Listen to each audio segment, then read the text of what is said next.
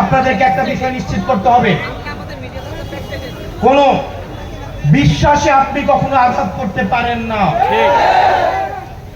আপনি কোন মন্দির, মাজার, কোন ধর্মীয় স্থাপনাতে আপনার বিশ্বাস ভিন্নতা থাকতে পারে, কিন্তু কোন মাজারে আক্রমণ করার কোন অধিকার আপনার নাই। আমরা এনসিপি কোন ধ্বংসের রাজনীতি করব না। বিশ্বাস যার যার, ধর্মীয় স্বাধীনতা যার যার, কোন মাজার ভাঙা, মন্দিরে আক্রমণ করা, এগুলো করা যাবে না।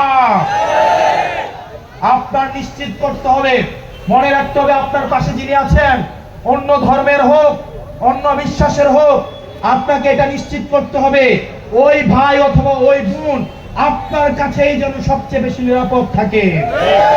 আমাদের সংখ্যালঘু ভাইয়েরা যারা আছেন, আমাদের হিন্দু ধর্মাবলম্বী ভাইয়েরা যারা আছেন, বৌদ্ধ খ্রিস্টান ধর্মাবলম্বী ভাইয়েরা আছেন, আমরা আপনাদেরকে সংখ্যালঘু মনে করি না। আপনারা আমাদের ভাই, আপনারা বাংলাদেশী, আপনারা বাংলাদেশের অংশ। এই বাংলাদেশে তারাই সংখ্যালঘু যারা বাংলাদেশকে বিশ্বাস করে না। প্রিয় হোমনাবাসী, আপনারা যদি দেখেন কেউ মাজার, কোন মন্দির, কোন জলসা, এগুলাতে কেউ কোন আক্রমণ করেছে, আপনারা সেগুলো প্রতিরোধ করবেন। আপনারা পারবেন না? 5 আগস্টের পরে আমরা দেখেছি আমাদের আলেম ওলামা ভাইয়েরা মন্দিরগুলোকে পাহারা দিয়েছে। বাংলাদেশে আমরা উদাহরণ সৃষ্টি করতে চাই, ধর্মীয় সম্প্রীতির উদাহরণ আমরা সারা বিশ্বে দেখাতে চাই। এই বাংলাদেশে বিশ্বাস যার যার, কিন্তু বাংলাদেশ সবার। আমরা সারা বিশ্বে সেই উদাহরণ সৃষ্টি করতে পারবো তো ইনশাআল্লাহ? পারবো তো ইনশাআল্লাহ?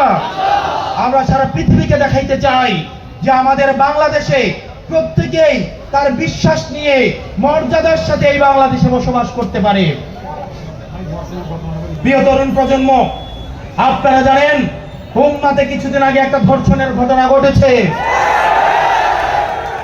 আমাদের মানুষ নিরাপত্তা ঝুঁকিতে রয়েছে, ধর্ষণের ঘটনা ঘটছে, মাজার ভাঙা হচ্ছে, সংখ্যালঘুদের বিভিন্ন সময় নিরাপত্তাহীনতায় ভুগছে। পাশের মেঘনা উপজেলায় 3 মাসে 4 খুন হয়েছে। আমরা জানতে চাই স্বরাষ্ট্রমন্ত্রী কি করে। প্রিয় তরুণ প্রজন্ম, এই সরকারের হবে। আমাদেরকে দেখতে পাচ্ছি এখন আবার ফেসবুকে লেখালেখি করলে বাসাতে কোথায় নিয়ে যায়। আমরা হাসিনার সময় দেখেছি, আমরা স্লোগান দিয়েছি, আমরা বারবার বলেছি দিনে নাটক রাতে আটক, এটা আর চলবে না। দিনে নাটক রাতে আটক চলবে না। দিনে নাটক রাতে আটক চলবে না।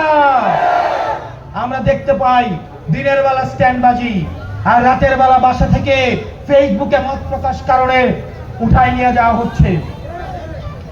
আপনারা নিজের মতো করে সরকারের জবাবদিহিতা নিশ্চিত করতে হবে।